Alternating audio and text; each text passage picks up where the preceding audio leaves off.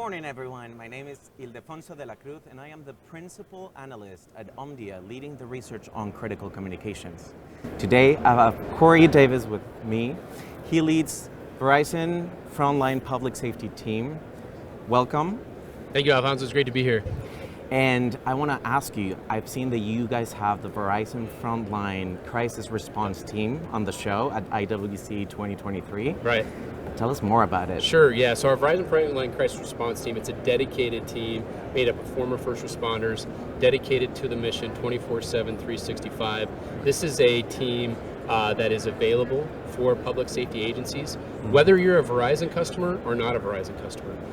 We are very, again, aligned on the mission, integrating with first responders to ensure that we're providing mission-critical communications anytime, anywhere they need it. And they really fit underneath our overall Verizon Frontline umbrella. They're just a part of our 30-year commitment to serving public safety. That is actually incredible. For those agencies that are interested in the service or require the services, how does it work? How can they get in touch? Does it come at a cost? You bet. There's no cost. So that's all part of the value add of being not only a Verizon Frontline customer, but also a first responder. We have a 1-800 number that they can call, or they can reach out to us organically. So I have crisis response managers staged across the United States, supporting all 50 states that are available 24/7, 365 for these agencies. And they actually responded last year in 2022 to over 1,600 responses and served over 700 agencies across the country.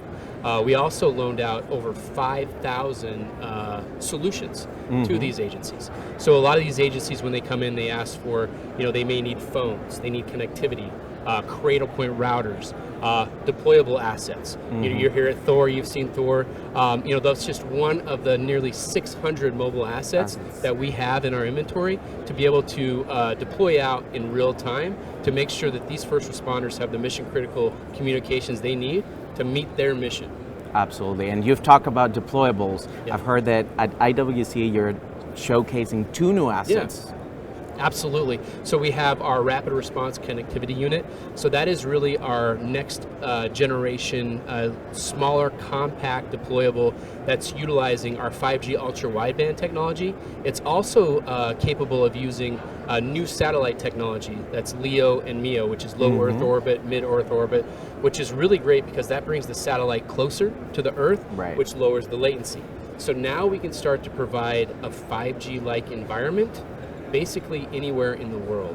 Not only with this, but we also have the world's first, it's called a MEO Bison. It's not here as well, but we deployed that out at Fort Myers Beach during Hurricane Ian. That was a first deployment, first of its kind. We saw outstanding performance out of that deployable. So we're really looking at, how do we use these new technologies to ensure that customers getting the best possible experience, they're getting a reliable experience and a very resilient experience, and that's really at the core of Verizon Frontline.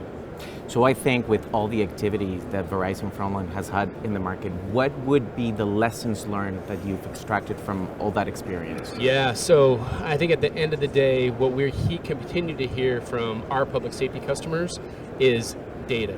They need more data.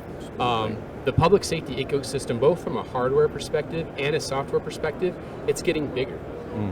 There's more devices, there's more software providers, there's more hardware providers. Our first responders are able to do more, right? So we spend a lot of time, and I talked about Hurricane Ian down at Fort Myers Beach.